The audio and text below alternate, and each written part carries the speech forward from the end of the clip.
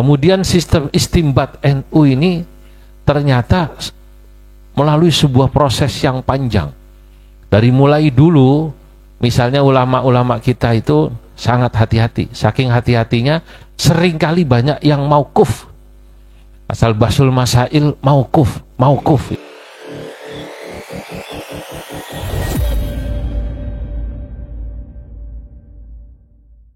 Kenapa dikumpulkan Kiai PBNU? Dan ini supaya pemikiran-pemikiran yang akademik yang juga sudah dibahas di level nasional oleh ulama PBNU juga supaya bisa diserap sama ulama-ulama pesantren, pengurus NU atau pengurus ormas lain yang ada di tingkat cabang, Pak. Supaya nyambung gitu. Wong di kampung ini masih ada yang sederhana pemikirannya. Kalau ada penghulu membatalkan pernikahan dini, itu kan masih ada kiai pesantren yang berpikir mana hadisnya yang melarang katanya pernikahan itu harus umur berapa. Sekarang saya udah lupa tuh, ini Pak Kanwil masih ingat ya, 19 itu. Dulu soalnya ibu saya nikah umur 13 tahun 14 tahun, mbak saya juga segitu zaman dulu.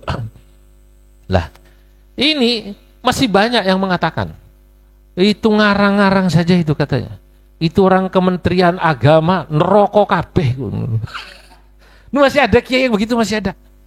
Yang mengatakan bahwa itu orang-orang KUA Kementerian Agama yang membatalkan atau menganggap nikahnya tidak sah. Yang di bawah umur dosa semua. Padahal kita sudah bahas nikah di bawah umur, termasuk yang dilakukan teman-teman saya itu nikah siri, itu katanya yasihhu dinan wala yasihhu qadaan. Mana tadi itu teman saya yang nikah siri keluar gitu.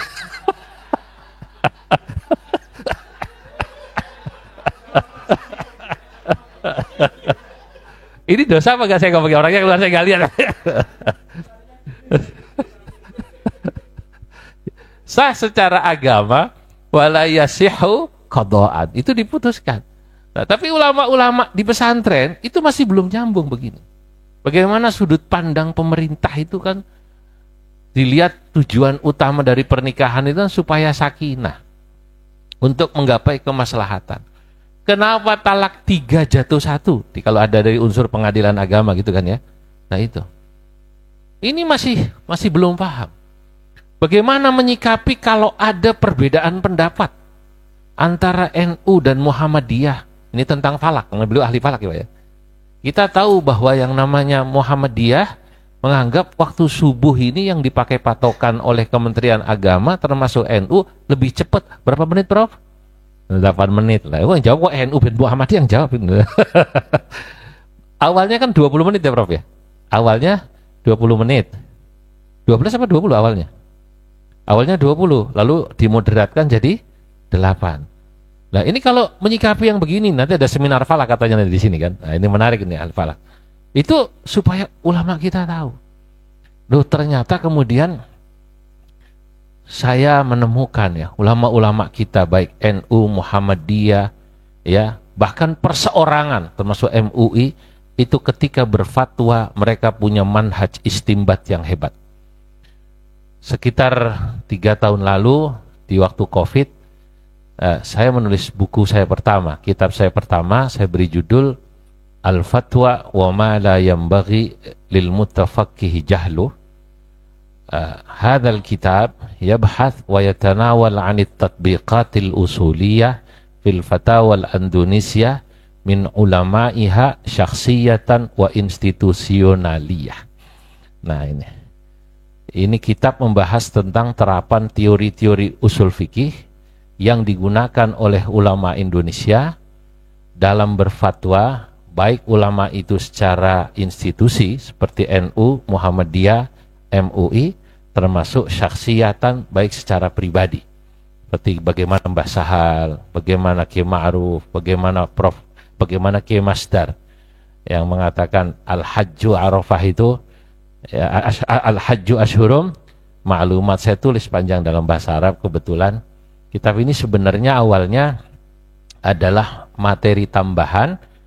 Fil bidayah aslu hadzal kitab maddah idhafiyah, materi tambahan litta'limir rutini, untuk pengajian rutin saya, alal muwazzaf al-ma'dzuni syar'i, buat seluruh pegawai KUA, petugas KUA, bil maktab, di kantor Kanwil DKI.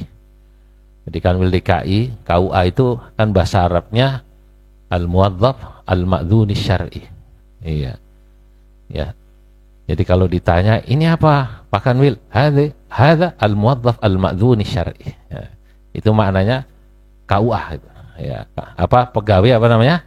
KUA. Itu diskusi, pertanyaannya semua tentang istimbat, menarik itu. Macam-macam.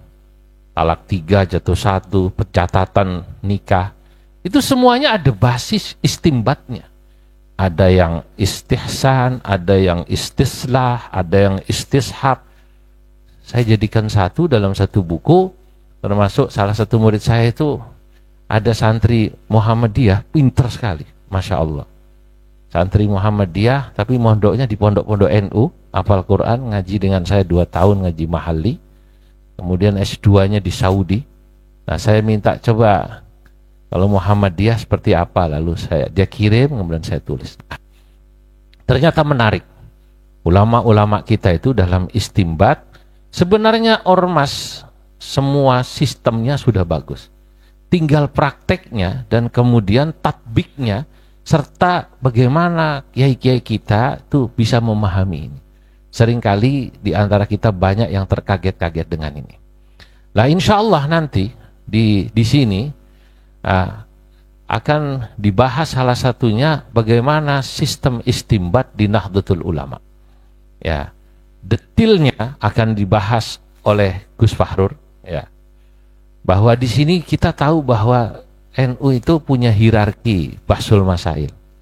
Contoh misalnya, masalah yang itu cukup dibahas di cabang, janganlah itu dibahas di pusat, dan sebaliknya. Cabang wilayah tidak boleh membahas yang itu menjadi kewenangan atau wilayah pusat. Itu ada soal-soal tertentu yang itu wilayah pusat. Kemudian sistem istimbat NU ini ternyata melalui sebuah proses yang panjang. Dari mulai dulu, misalnya ulama-ulama kita itu sangat hati-hati. Saking hati-hatinya, seringkali banyak yang mauquf. Asal bahsul masail mauquf.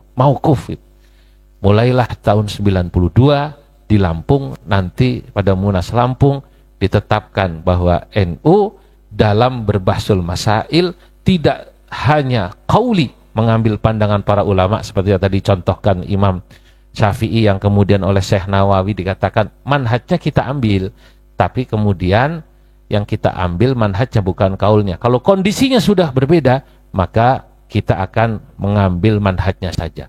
Mungkin kaul kita berbeda, tapi manhaj tetap sama. Nah, dan terus berkembang sampai ada istimbat bayani. Kalau memang nanti ada satu masalah yang dalilnya harus diambil dari Quran hadis, maka kita harus langsung menggali dari Quran hadis, dan memang disebut secara khusus dalam Quran hadis, bayan minan nusus namanya, kajian-kajian lafadznya, kemudian dicek pesan-pesannya, asbabun nuzul, asbabul wurud. Ada satu masalah yang kemudian tidak pernah disebut dalam Quran dan hadis sama sekali, tapi ada padanannya yang sama, maka disebut istimbatnya istimbat qiyasi. Kalau tidak ada juga padanannya dalam Quran hadis, tapi ada ulama yang pernah berfatwa, beristihad, kok masalahnya mirip, nanti disebut dengan istimbat ilhaqi, mirip qiyasi tapi namanya ilhaqi. Nanti baru ada yang terakhir, keputusan NU itu adalah ulama NU mengajarkan kepada kita apa yang disebut al-istimbat al-maqasidi, beristimbat secara maqasid. Nah, sesungguhnya ini semua menunjukkan bahwa ada proses dinamisasi di kalangan ulama NU, ya, mereka itu tidak kaku. Nah, meminjam bahasanya Kiai Ma'ruf Amin, ulama NU itu sejak dulu kalau berfatwa, beristimbat, tawassutian, wa manhajian, wa tatawurian. Selalu tawassut, selalu bermanhaj, selalu dinamis. Kalau kita perhatikan, sebenarnya hampir semua keputusan NU itu menggambarkan itu semua. Gak sembarangan. Contoh sederhana, misalnya fakhudh minal mithal, keputusan NU tentang penerimaan Pancasila sebagai asas tunggal. Itu mempertimbangkan aspek politik. Di samping juga melihat ternyata kok begitu ditahqiq namanya. Dalam istimbat ada yang namanya tahqiqul manat. Ada tahqiqul manatil am, nanti ada namanya tahqiqul manatil khas. Kalau tahqiqul manatil am, ketika dalam sebuah komunitas yang sifatnya umum dilakukan analisa sosial, politik, budaya secara umum, maka itu disebut tahqiqul manatil am. Nanti ada satu soal yang sifatnya hanya pribadi-pribadi, itu tahqiqul manatnya khas. Kalau yang bertanya 2 orang saja, bukan sebuah komunitas. Misalnya Kiai Fahmi nanya pada saya, pertanyaannya sama seperti Pak Rektor. Kiai, saya boleh nggak kawin lagi? Nah, itu khas itu. Tahqiqul manatnya khas. Karena ini pertanyaan pribadi sekali. Ya itu nggak bisa jadi fatwa umum. Pertama dicek dengan PNS bukan? Aman. Nah, itu kan contoh itu. Ya itu. Kedua saya tanya, istrinya galak apa tidak? Itu kan pengaruh juga gitu loh. Karena ada suami yang istrinya galak. Kiai akan melihat, akan ditanya, mufti bertanya, istrimu bagaimana? Anda ini termasuk termasuk golongan suami yang raja apa yang wali? Nah, katanya kalau istri Anda itu nurut, berarti Anda raja. Kalau istri Anda galak, berarti Anda wali. Karena as-sabru ala lisanin nisa mimma yumtahanu bihil aulia. Karena sabar atas galaknya istri itu adalah ujian para wali. Kata Kiai Fahmi, Yai, istri saya kadang galak, kadang nurut. Berarti Anda raja wali.